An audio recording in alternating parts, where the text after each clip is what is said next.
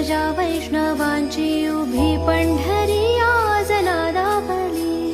तुझे नाव ओठी तुझे रूप ध्यानी जीवाला तुझी आस गा लागली. जरी बाप साऱ्या जगाचा परी तू आम्हाले करांची विठू माऊली.